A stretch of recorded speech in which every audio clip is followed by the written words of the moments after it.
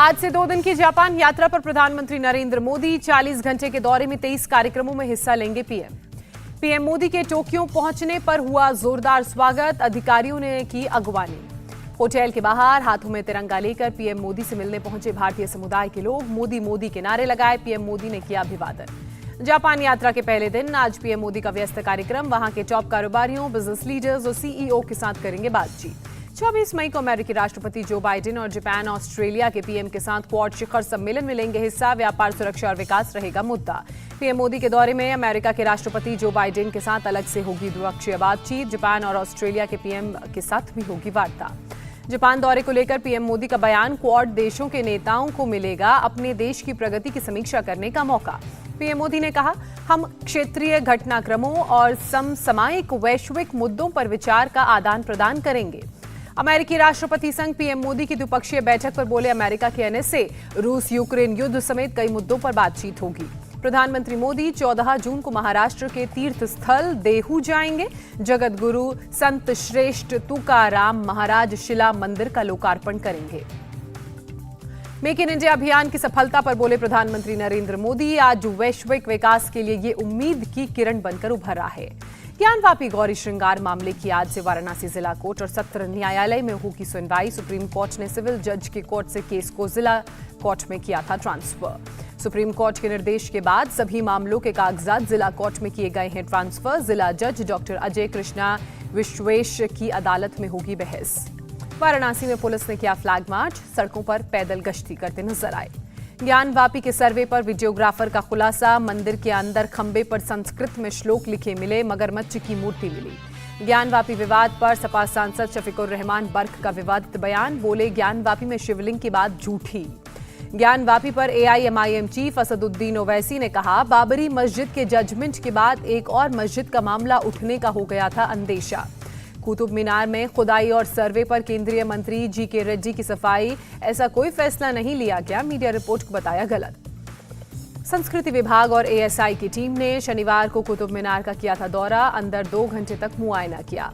उत्तर प्रदेश विधानसभा का बजट सत्र आज से शुरू होगा, सत्र के हंगामेदार होने की संभावना, महंगाई समेत कई मुद्दों पर विपक्ष कर सकता है हंगामा। उत्तर प्रदेश विधानसभा सत्र के पहले दिन गवर्नर आनंदीबेन पटेल करेंगी दोनों सदनों को संयुक्त रूप से संबोधित। 31 मई तक चलेगा सत्र।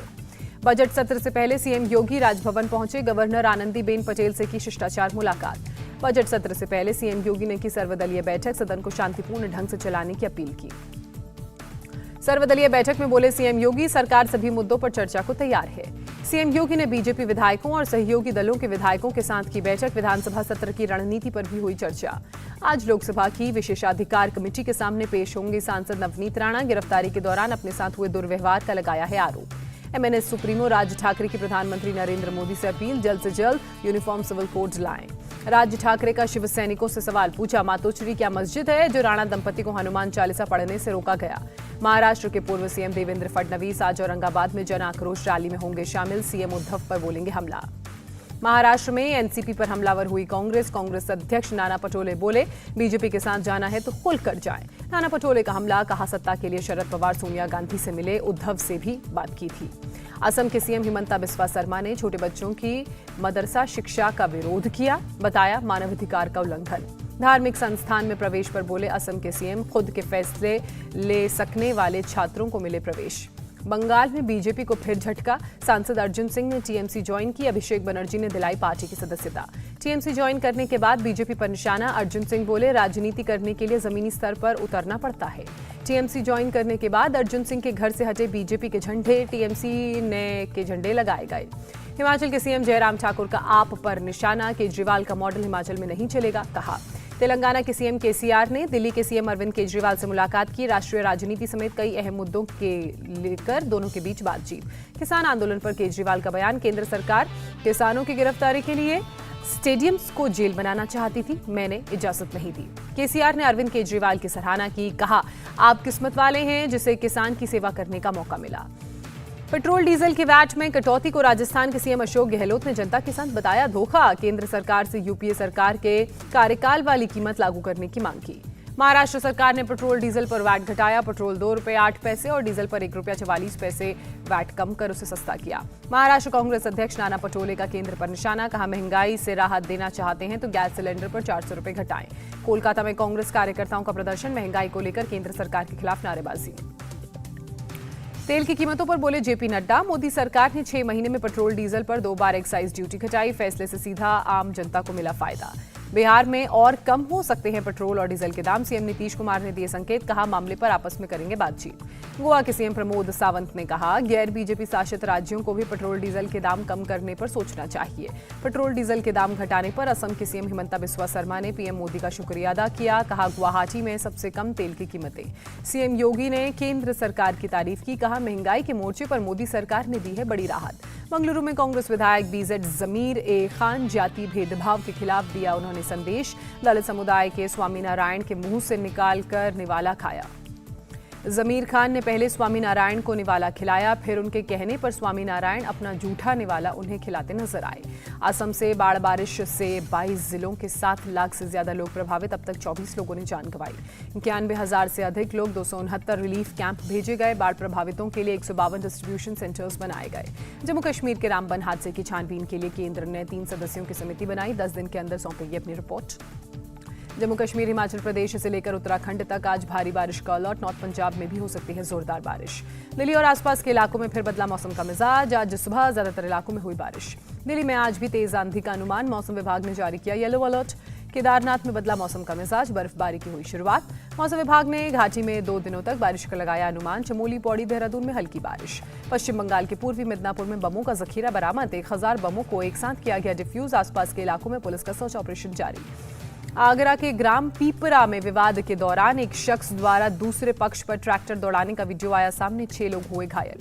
वीडियो में एक महिला अपनी ही झोपड़ी में आग लगाती आई नजर। पुलिस आरोपियों की तलाश में जुटी। आगरा में पुलिस ने एक सराफा व्यापारी को गिरफ्तार किया, कर्ज से बचने के लिए अपने ही अपहरण की रची थी साजिश। उत्तर प्रदेश के बाराबंकी में वकीलों के अवैध चैम्बर पर चला बुलडोजर, सरकारी काम में बाधा पहुंचाने पर 2 वकील गिरफ्तार भी किए गए। प्रयागराज में वाहन चोरों के अंतर्राज्यीय गिरोह का पर्दाफाश हुआ, 6 चोरों को पुलिस ने गिरफ्तार किया। बिहार की गया में पुलिस ने ड्रग्स रैकेट पकड़ा, 5 ड्रग्स स्मगलर भी हुए गिरफ्तार। नौगांव के बटाद्रवा पुलिस थाना अग्निकांड में अब तक 20 लोग हिरासत में लिए गए, जिनमें 4 महिलाएं भी शामिल। थाना प्रभारी सस्पेंड किया गया। अब असम में भी चला बुलडोजर, बटाद्रवा थाने में आग लगाने वाले 5 आरोपियों के घर पर नौगांव जिला प्रशासन ने की बुलडोजर की कार्रवाई। मुंबई के वर्ली में एक ब्लाइंड स्कूल में लगी आग, किसी के हताहत होने की खबर नहीं। दिल्ली से सटे गुरुग्राम में एक पेंट फैक्ट्री के गोदाम में लगी आग, फायर ब्रिगेड ने आग पर पाया काबू। गांधीनगर के कलोल में एक दवा कंपनी में भीषण आग, कड़ी मशक्कत के बाद आग पर काबू। हादसे के वक्त कंपनी परिसर में कोई कर्मचारी मौजूद नहीं था। पटना में गंगा नदी में डूबने से 4 लड़कों की मौत हुई, 2 को बचाया गया। पंजाब के होशियारपुर में बोरवेल में गिरे बच्चे की मौत हुई, आवारा कुत्तों से बचने के चक्कर में बोरवेल में गलती से गिरा बच्चा। असम के पोबित्रा वाइल्ड लाइफ सेंचुरी में बनाए गए 6 हाईलैंड जानवरों को बाढ़ से बचाने की कोशिश। लद्दाख में शुरू हुई दुनिया की सबसे ऊंची बंजी जंपिंग साइट, सांसद जमयांग सोरेंग नामग्याल ने किया उद्घाटन। जम्मू कश्मीर के श्रीनगर में शुरू हुआ पैराग्लाइडिंग का सीजन, पर्यटक उठा रहे हैं पैराग्लाइडिंग का लुत्फ। भारत बांग्लादेश के बीच फिर बहाल होगी रेल सेवा, जलपाईगुड़ी से 1 जून को मिताली एक्सप्रेस की होगी शुरुआत। 10 लाख महिला आशा वर्कर्स को मिला WHO ग्लोबल हेल्थ लीडर्स का अवार्ड, कोरोना के दौरान रही फ्रंट लाइन वर्कर। कोरोना पर WHO प्रमुख का बयान सामने आया, कहा अभी पूरी तरह से खत्म नहीं हुई कोरोना की महामारी, सुरक्षा का रखें ध्यान, न बरतें कोई ढिलाई। देश में कोरोना के एक्टिव केस घटकर हुए 14,955, केंद्रीय स्वास्थ्य मंत्रालय की तरफ से जारी की गई जानकारी। दिल्ली में कोरोना के 365 नए मामले सामने आए, 1 मरीज ने जान गंवाई। महाराष्ट्र में कोरोना के 326 नए संक्रमित मिले, कुल संक्रमितों का आंकड़ा 78,82,000 के पार। मुंबई में रविवार को 234 नए कोरोना के केसेस का पता चला, शहर में अभी भी 1,294 एक्टिव केसेस। यूक्रेन के राष्ट्रपति जेलेंस्की ने जोनाबास में हो रही मौत पर जताया खेद, कहा देश और आजादी की रक्षा के लिए रोज सैकड़ों लोग दे रहे हैं अपनी जान। रूसी सेना ने यूक्रेनी सेना पर हेलीकॉप्टर अटैक का वीडियो जारी किया, यूक्रेनी हथियार और ठिकाने तबाह होते आए नजर। पूर्वी यूक्रेन के जोनाबास में लड़ाई के बीच गोलीबारी जारी, रूसी अटैक को देखते हुए लोगों ने बंकरों में ली शरण। रूसी सेना ने मारियापोल में कब्जे का किया दावा, इस पर यूक्रेन की तरफ से अभी नहीं आया कोई जवाब। यूक्रेन के खार्किव में सामान्य हो रहे हैं हालात, युद्ध के चलते यूक्रेन के इस दूसरे सबसे बड़े शहर में काफी तबाही। पाकिस्तान के पूर्व पीएम इमरान खान ने 25 मई को इस्लामाबाद में शांतिपूर्ण प्रदर्शन का आह्वान किया, चुनाव कराए जाने की मांग की। अमेरिका के बाल्टीमोर में एक बस हाईवे पर पलटी, बस में सवार 47 लोगों में से 27 घायल। बांग्लादेश में भारी बारिश और बाढ़ की वजह से हजारों लोग बेघर हुए, सड़कें टूटी, जिस वजह से कई गांवों तक पहुंचना मुश्किल हुआ, कनेक्टिविटी में भी बाधा। क्रोएशिया में फुटबॉल फैंस के बीच हिंसक झड़प, पुलिस ने दागी गोलियां, 35 लोग हुए गिरफ्तार। पेरिस में भारतीय संस्कृति की शानदार झलक देखने को मिली, लोगों ने गुलाल उड़ाकर होली जैसा माहौल बनाया। भव्य कार्यक्रम में 20,000 से ज्यादा लोग शामिल भी हुए। आईपीएल के आखिरी लीग मुकाबले में पंजाब ने हैदराबाद को 5 विकेट से शिकस्त दी। हैदराबाद ने दिया था 158 रनों का टारगेट, पंजाब ने 15.1 ओवर में लक्ष्य किया हासिल। हरप्रीत ब्रार को शानदार गेंदबाजी के लिए प्लेयर ऑफ द मैच चुना गया। दक्षिण अफ्रीका टी20 सीरीज के लिए टीम इंडिया का ऐलान, केएल राहुल होंगे कप्तान, ऋषभ पंत होंगे उप कप्तान। रोहित शर्मा, विराट कोहली को दिया गया आराम, हार्दिक पांड्या, दिनेश कार्तिक, अर्शदीप सिंह, स्पिनर कुलदीप यादव को मौका। एशिया कप हॉकी में भारत और पाकिस्तान के बीच आज होगी भिड़ंत, खिताब बचाने उतरेगी टीम इंडिया।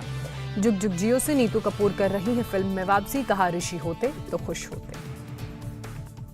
इंडिया टीवी हर वक्त हर जगह डाउनलोड करने के लिए सर्च करें India TV news Google play store या ऐप स्टोर पर।